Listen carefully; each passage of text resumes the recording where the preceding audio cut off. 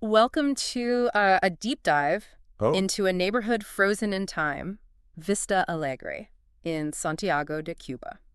We're going to be using excerpts from an academic thesis about its artistic and recreational scene between 1908 and 1958. wow.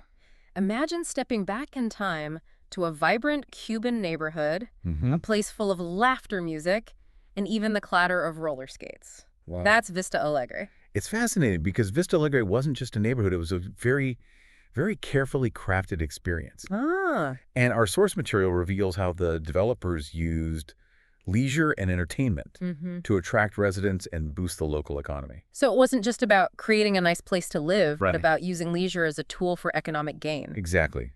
Vista Alegre was the brainchild of two companies with intertwined interests. The Compañía de Urbanización y Ensanche de Santiago, ELCANI, who developed the neighborhood, Okay. and the Compañía Eléctrica de Alumbrado y Tracción de Santiago, which provided electricity and operated the city's tram system. They saw a financial opportunity in promoting Vista Alegre as the place to be. That's clever.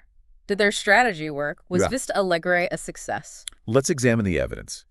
Think of Vista Alegre's development as a play in 5 acts, Okay. mirroring the changing fortunes of Cuba itself. Okay, I like that. Yeah. So Act 1, what's the setting? Act 1 is the founding, from 1907 to 1909. Okay. It's a slow start due to political instability, Mhm. and the neighborhood is characterized by modest wooden houses, almost like a testing of the waters. Okay. Then comes Act 2, the golden decade, Yeah. from 1910 to 1919, right? You got it. This is when Santiago's elite started moving in. With them came a wave of architectural grandeur. We see styles like neoclassicism, Mm-hmm. eclecticism, Art Nouveau Oh. appearing, transforming Vista Alegre into a showcase of wealth and ambition. It's like the developer strategy started paying off. Right. They created a desirable atmosphere, and the elite took notice. Right. But remember, this is a story with twists and turns. Act 3, The Decade of Fame, Yep. from 1920 to 1929, Uh. sees continued growth. But shadows start to appear with a global economic crisis Mm-hmm. and the rise of Machado's dictatorship. A bit of foreshadowing. So did the good times come to an end? Not entirely. But Act 4, The Gray Decade, Right. from 1930 to 1939, Mm. brought hardship. The Great Depression and the devastating 1932 earthquake forced a shift towards simpler architectural styles Right. and a return to more affordable wood construction. It's almost like the neighborhood's appearance mirrored the struggles of the people. Exactly. But just as a play has its resolution, Vista Alegre had a final act. Yeah. Act 5, Expansion, 1940-1949, Mm. brought economic recovery and a resurgence in construction, with styles like monumental, modern, Right. and neo-colonial emerging. Right. This was followed by The Last Blaze Before Sunset, 1950-1958, a final burst of growth and architectural innovation before the Cuban Revolution changed everything, Wow, what a story. Vista Alegre went through quite a journey. Yeah. reflecting the highs and lows of Cuba during that time. And throughout this journey, the developers never lost sight of their initial strategy Right. to make Vista Alegre a destination Mhm. by strategically incorporating leisure and recreation. Okay, so let's talk about those recreational spaces. I'm particularly interested in the parks. Okay. They weren't just green spaces, were they? Absolutely not. Mm. Vista Alegre had 3 main parks, each with its own character and purpose. These parks played a crucial role in shaping the neighborhood's identity and attracting residents. Let's start with Parque Heredia. What made it so special? Originally, it was just a generic public park, but it eventually evolved into a space commemorating the famous Cuban poet José María Heredia. So it was like a public park with a deeper cultural significance. Yes, and its transformation was largely due to the Asociación de la Prensa del Oriente, or APO, who championed the creation of a monument to Heredia. Okay. They raised funds and even orchestrated a grand unveiling ceremony in 1918. Was this the ceremony with that amazing detail about the water gushing from the lyre? Yes. Serafina Loré de Mola de Godoy, a prominent social figure, unveiled the statue. Right. As she did, water gushed from a lyre, symbolizing the flowing water in Heredia's poem about Niagara Falls. It must have been quite a spectacle. Oh, it sounds like a scene straight out of a movie. I know. It's incredible how much thought and effort went into even seemingly small details. Yeah, And this park is the only one that still exists in its original form today, right? that's right. It survived the 1932 earthquake Wow. and a subsequent renovation in 1939, offering us a glimpse into Vista Alegre's past. Now, in contrast to the public Parque Heredia, we have Parque Vista Alegre, a privately owned space that was the bustling heart of Vista Alegre's recreational scene. Okay. This park was a key part of the Compañía Eléctrica's strategy to boost tram ridership. So it was entertainment with a profit motive. Exactly. It was cleverly designed to draw residents and visitors, encouraging them to use the tram system to get there. What kind of attractions did it have? It had a little bit of everything. La Ola Marina, Estrella Giratoria, a cafe, shooting ranges, a carousel, and even a roller coaster imported from Havana. It was like a mini amusement park, offering a taste of modern entertainment right in the heart of Vista Alegre. It's amazing to think that this vibrant park, with its roller coaster and exciting attractions, was all part of a carefully calculated plan to increase tram ridership. Right. It shows how intertwined the economic and recreational aspects of Vista Alegre were. And in 1915, it underwent an expansion, adding a skating rink and formal gardens, solidifying its reputation as the place to see and be seen. And there was a third park that never quite materialized, right? Yes, the developers had ambitious plans for another park and monument, but it sadly never came to fruition. Yet, even in its non-existence, it speaks volumes about their ambition to solidify Vista Alegre's status as a cultural and recreational destination. It's like a ghost of a dream hinting at what could have been. Right. But from what we've discussed so far, it seems like Vista Alegre already offered a pretty incredible experience. Oh, absolutely. And we've only just scratched the surface. We haven't even touched upon the crown jewel of Vista Alegre's entertainment scene, the Teatro Vista Alegre. Okay, you've got me hooked. The Teatro sounds like it has a story to tell. It certainly does. Its transformation over the years is as captivating as any of the performances it hosted. It's a story in 4 acts, reflecting the changing cultural landscape of Vista Alegre and Cuba itself. Let's raise the curtain on Act 1 of the Teatro Vista Alegre's story. In 1909, it started as a humble outdoor cinema showcasing those early silent black and white films. It's hard to imagine a place that would eventually host operas and grand events, beginning as a simple outdoor cinema. Right. But it speaks to the evolving entertainment landscape of the time. And just like Vista Alegre itself, the Teatro was constantly evolving. In Act 2, it transformed into a barraca de feria, a type of traveling entertainment booth popular in Europe. So it was like a fairground attraction. Exactly. It hosted circus acts, variety shows, and all sorts of popular entertainment. This shift highlights the influence of European trends on Vista Alegre's cultural scene. It's fascinating how these global trends found their way to this neighborhood in Cuba. So what was Act 3? Act 3 saw the emergence of the tablado escenico, a proper stage that further cemented the Teatro's role as an entertainment hub, attracting bigger acts and solidifying Vista Alegre's appeal to Santiago's elite. It's like they were building a whole cultural ecosystem. From parks to theaters, they had everything covered. And they weren't done yet. Act 3 also brought about the Teatro Plaza, a rustic theater in the round, reminiscent of a Spanish bullring. Again, we see that blend of European influence and local adaptation. Okay, so we've had silent films, fairground attractions, a proper stage, and a theater in the round. What was the grand finale? In 1915, the Teatro Vista Alegre reached its pinnacle with the unveiling of the Teatro de las Luces, the Theater of Lights. It was a dazzling testament to Vista Alegre's prosperity and ambition. I bet it was spectacular. What kind of events did they host there? Everything you can imagine. Zarzuelas, operas, sporting events, beauty pageants, even meetings for social clubs and institutions. It was a true cultural hub, attracting performers and audiences from all over Santiago. It's tragic, then, that such a vibrant space was demolished in 1932. What led to its demise? It was a combination of factors. The economic crisis forced theaters to pay taxes even when closed, making it difficult to operate. Additionally, a local painter had dreams of relocating the theater to his property, but that dream never materialized. It's like the story of the Teatro mirrors the ups and downs of Vista Alegre itself. Moments of brilliance followed by unexpected challenges. Exactly. But even in its absence, the Teatro Vista Alegre left an undeniable mark on the neighborhood's cultural identity. It was a symbol of ambition, creativity, and the desire to create a world-class entertainment destination.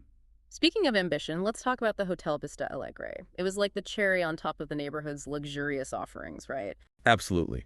Built and inaugurated in 1917, the Hotel Vista Alegre was a symbol of elegance and refinement.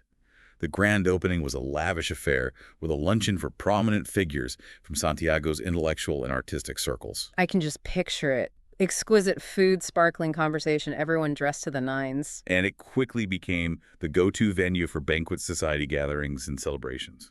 It was the place to see and be seen, cementing Vista Alegre's reputation as a haven for the elite. While we've been focusing on the grand attractions and developments, I'm curious about the people who actually lived in Vista Alegre. Who were the Vista Alegrinos? That's a great question. Remember, this was a neighborhood meticulously designed to attract a specific type of resident. We had the old money families, those with deep roots in Santiago's history, who brought with them a certain aristocratic air. They were the trendsetters, right? The ones Mhm. setting the standards for fashion and social etiquette. Exactly. And then you had a new wave of residents, the Nuevos Ricos, as they were sometimes called.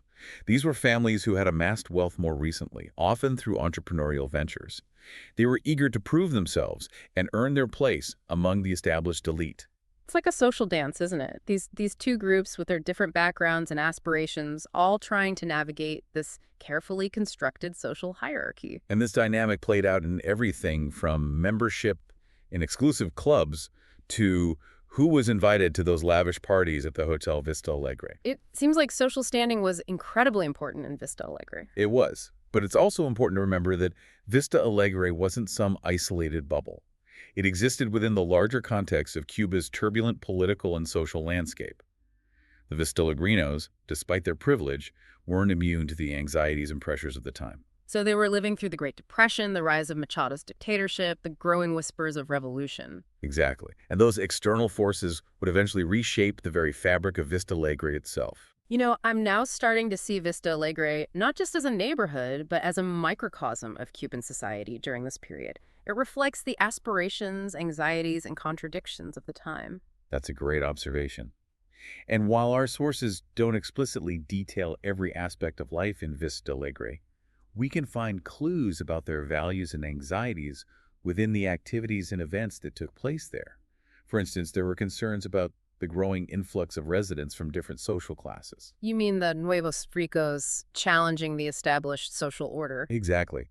This created tension between maintaining exclusivity and adapting to a changing social landscape. So it wasn't all about parties and luxurious living. There were real concerns and tensions simmering beneath the surface. And those anxieties were often expressed through the very social gatherings that define Vista Alegre. Those grand events weren't just about having fun. They were also about reaffirming social standing, demonstrating cultural refinement, and negotiating the shifting dynamics within the community. It's like they were all players in this elaborate social game, carefully choreographing their moves and alliances. It's a fascinating dynamic, isn't it? And while we might not know the exact conversations that took place at those gatherings, we can imagine the whispers about the changing face of the neighborhood, the concerns about preserving their way of life, and the strategies for maintaining their position within the social hierarchy. It makes you wonder if anyone rejected those social pressures. Were there any families who chose a different path, a quieter life perhaps, even if it meant sacrificing some social standing? It's certainly possible. And those stories, those acts of quiet rebellion, if they exist, would add another layer of complexity to our understanding of Vista Alegre.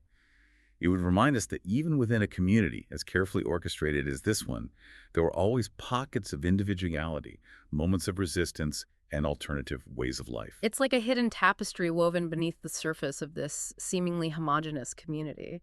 And it's those hidden threads, those untold stories that I'm most curious about. And while we might not have access to all those stories, we can still piece together a richer understanding of Vista Alegre by examining the roles and experiences of different groups within this community. For instance, the role of women in Vista Alegre is particularly intriguing. Yes, I was wondering about that. Were they just socialites, or did they play a more significant role? While our sources don't explicitly detail their stories, we can glean insights into the lives and influence of women through the events and activities that took place. Remember Serafina Loretta Mola de Godoy unveiling the statue of Heredia? That suggests women weren't just passive participants. That's true. And they must have played a key role in organizing those grand balls and gatherings at the Hotel Vista Alegre. Precisely. Yeah. And don't underestimate the power of fashion. Those elegant dresses, the elaborate hairstyles, the attention to detail, it all speaks to a certain level of influence. Fashion was a language, a way for women to express themselves and assert their presence in a society that often sought to confine them to more traditional roles. So they were using fashion as a form of agency, a way to navigate the social landscape on their own terms. Absolutely. And remember, this is a period of significant social change in Cuba. Women are starting to demand more rights, more agency, more opportunities. It's quite possible that the women of Vista Alegre were engaged in those larger conversations about women's roles in society, perhaps even advocating for change within their own community. It's fascinating to think about the conversations they might have had, the ideas they might have shared, the boundaries they might have pushed. And those potential acts of rebellion, those subtle challenges to the status quo, add another layer of intrigue to our understanding of Vista Alegre. It's becoming clear that this neighborhood was far more complex than it might appear on the surface. It was a place of ambition and aspiration, but also of anxieties and contradictions. And it was shaped not just by its developers and elite residents, but also by the women, the workers, and all those whose stories have yet to be fully told. Exactly. And as we continue to delve deeper into Vista Alegre, we need to be mindful of those nuances, those untold stories that might reveal a different perspective on this vanished world. Okay, so we've talked about the social dynamics of Vista Alegre, the role of women, the anxieties and aspirations of its residents, but I'm also curious about the families who called this place home. How did this unique environment shape family life? That's a great question. Remember, Vista Alegre was built on a foundation of aspiration. Families were drawn to the neighborhood for its promise of a certain lifestyle, a certain level of prestige. So family dynamics were likely shaped by this desire to fit in, to climb the social ladder. It's like everyone was playing a part in this elaborate social game with their families as their teammates. Precisely. And imagine the pressure they created, especially for children growing up in this environment. They were constantly being assessed, their achievements measured against those of their peers. It sounds like something out of a novel. The pressure to make advantageous connections to maintain the family's social standing, it must have been intense. Absolutely. And while some families might have thrived in this competitive environment, others might have struggled.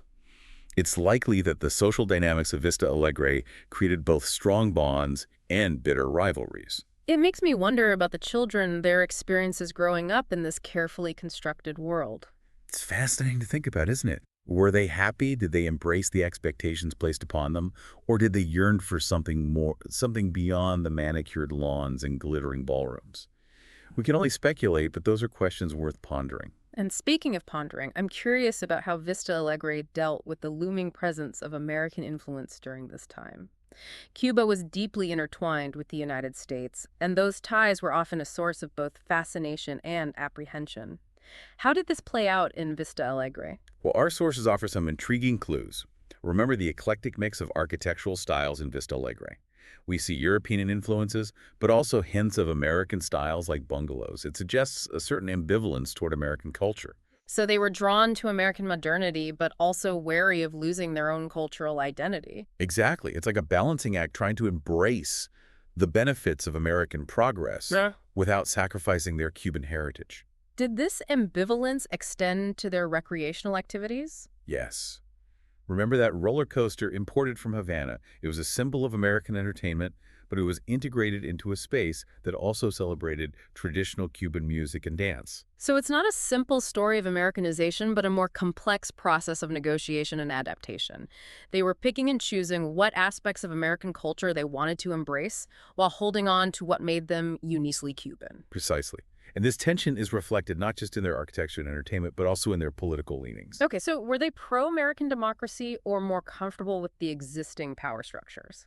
It's likely that there was a range of opinions within Vista Alegre.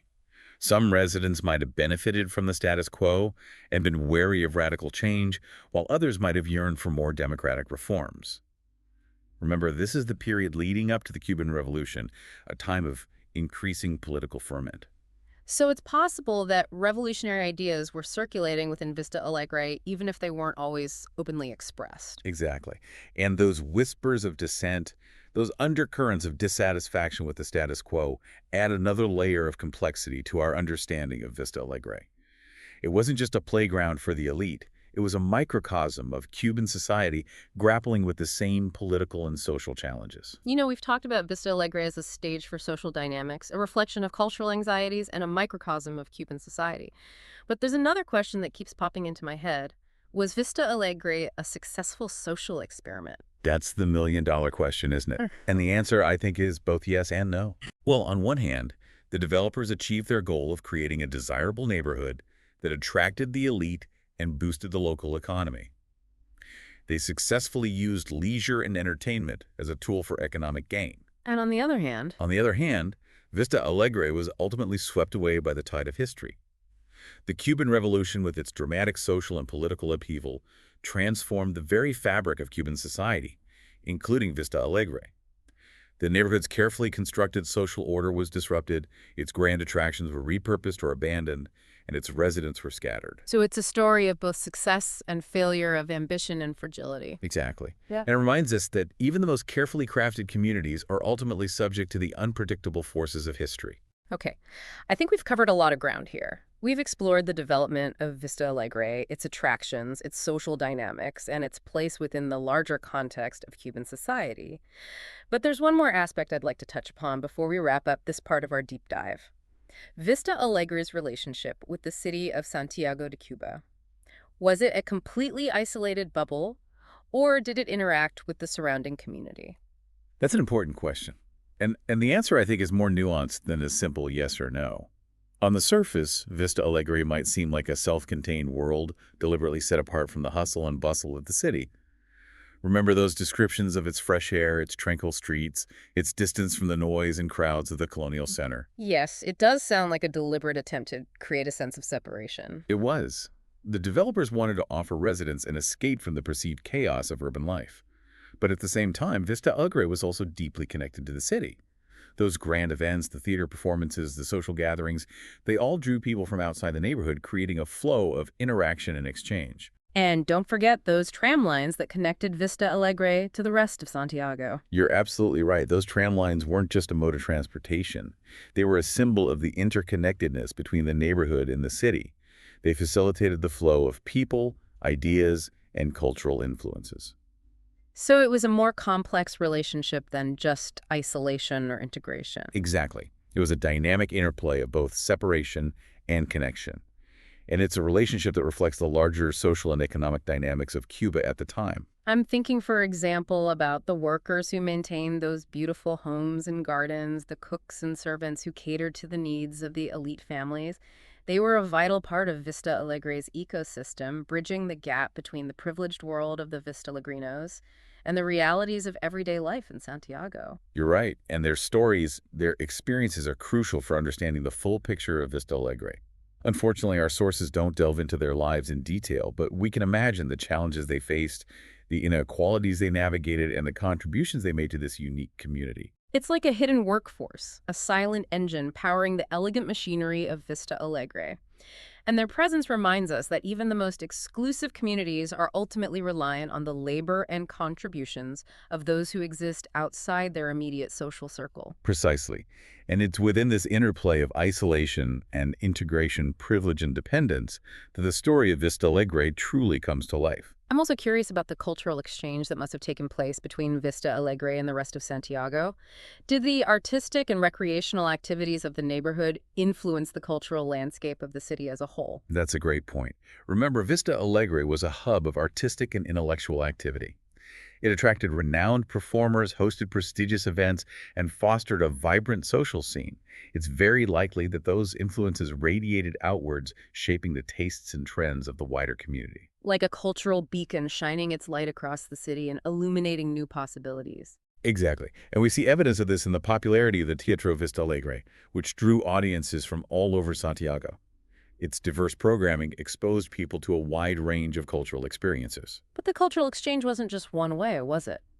No, it wasn't. Mm. Remember those descriptions of traditional Cuban music and dance being performed in Vista Alegre? Yeah. That suggests a reciprocal relationship. The neighborhood was also being influenced by the rich cultural heritage of Santiago.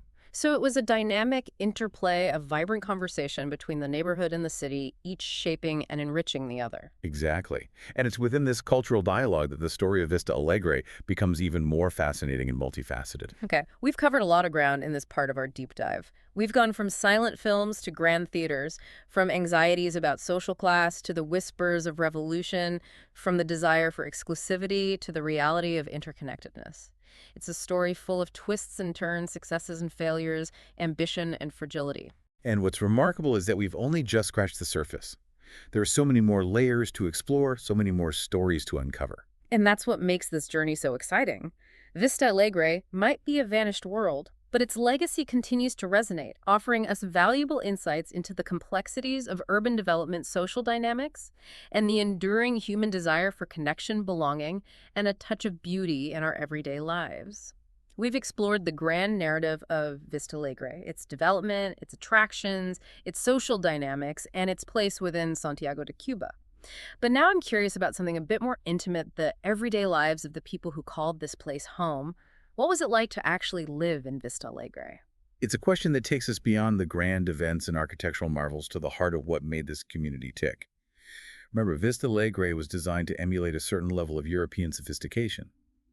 Daily life, there was, in a way, a performance, a constant presentation of social standing and cultural refinement. So it wasn't all about those big parties. There was a carefully curated everyday life happening as well. Precisely.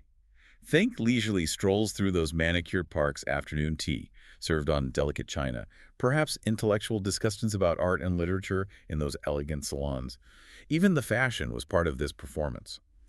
Okay, I'm picturing women in flowing dresses with parasols and men in crisp linen suits discussing business or politics. It sounds quite idyllic. But what about the children? Were they caught up in this performance of sophistication, or were they allowed to just be kids? That's a great question, and one that highlights the complexities of childhood in a community like Vista Alegre. While children were undoubtedly afforded certain privileges, they were also expected to adhere to strict social norms. It's like a balancing act, wanting to provide a carefree childhood, but also needing to prepare them for the responsibilities and expectations of their social class. So they were being groomed to inherit the mantle of the Vista Lugrino lifestyle. To some extent, yes. Imagine them being taught multiple languages, learning to play musical instruments, attending social events alongside their parents. They were being exposed to a world of refinement and high culture from a young age. It's a very different childhood from what most kids experience even today. But do we know if they actually enjoyed it? Was there any pushback, any yearning for a simpler life? It's impossible to know for sure, but it's certainly something to consider. Not every child, even those raised in privilege, will embrace the path laid out for them. It makes me wonder if there were any rebellious spirits, any young Vista Lagrinos who chafed against the restrictions and expectations, who yearned for something beyond the carefully constructed world of Vista Alegre. Those untold stories, the whispers of dissent and alternative aspirations are always so fascinating. They remind us that even in a community as seemingly homogenous as this one, there was a diversity of experience, a range of perspectives. Absolutely. And while our sources focus primarily on the grand narrative, those glimpses into individual lives add a richness and complexity to our understanding of Vista Alegre. Okay, so we've talked about the curated social scene and the complexities of childhood, but what about the more practical aspects of daily life? What were their homes like? Did they all live in those opulent mansions we've been discussing? Well, remember, Vista Alegre boasted a diversity of architectural styles, which suggests a range of housing types. In the early days during the founding period, there were more modest dwellings, those bungalows we mentioned earlier. So it wasn't exclusively for the ultra-wealthy. Right. Vista Alegre attracted families of more modest means who were drawn to the neighborhood's amenities and its social cachet. It makes you wonder about those interactions between neighbors. Did the families in the grand mansions socialize with those in the more modest homes?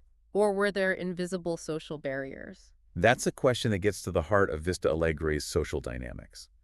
While our sources don't explicitly tell us, we can make some educated guesses based on the social norms of the time. It's likely that there was a degree of social stratification, with families clustering to groups based on their economic standing and social connections. So the elaborate dinner parties and social gatherings were probably hosted within specific circles.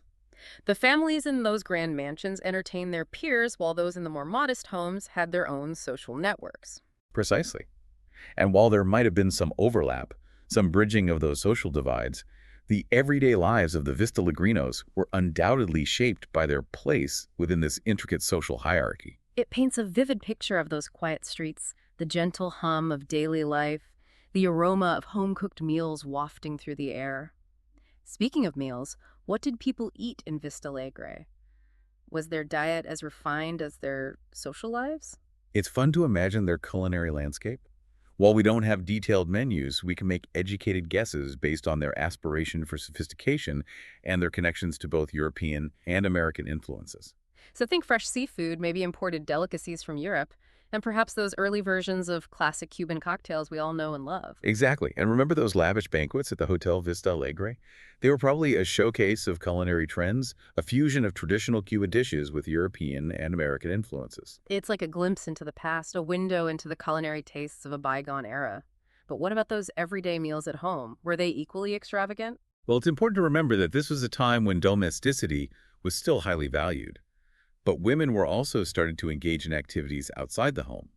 So some women in Vista Alegre might have delegated the cooking to servants, while others might have found enjoyment in experimenting with new recipes and showcasing their culinary talents at social gatherings. It's another example of those hidden stories, the nuances of individual experience within a larger cultural context. They're absolutely right. And those seemingly mundane details, those everyday choices about what to eat and how to prepare it, can tell us so much about a community's values and aspirations. They offer a window into the way people lived, the things they cared about, and the dreams they held for themselves and their families. As we wrap up this deep dive into Vista Alegre, it feels like we've pieced together a complex and fascinating puzzle. We started with the grand narratives of development and social dynamics, and then zoomed in to explore the nuances of everyday life, the hopes, dreams, and anxieties of the people who called this place home. And even though our sources have gaps and unanswered questions, those very gaps can spark our imaginations and encourage us to keep exploring. So let's remember the lessons of Vista Alegre, the importance of community, the power of public spaces, the complexities of social dynamics, and the enduring human desire for connection, belonging, and a touch of beauty in our everyday lives. And perhaps someday, more of those hidden stories will come to light, adding even more depth and richness to our understanding of this vanished world. Until then, let's keep exploring, keep questioning, and keep seeking out those unexpected pockets of history that illuminate the human experience in all its messy, beautiful, and endlessly intriguing complexity. Thanks for joining us on this deep dive into Vista Alegre. It's been a pleasure. And until next time, keep diving deep.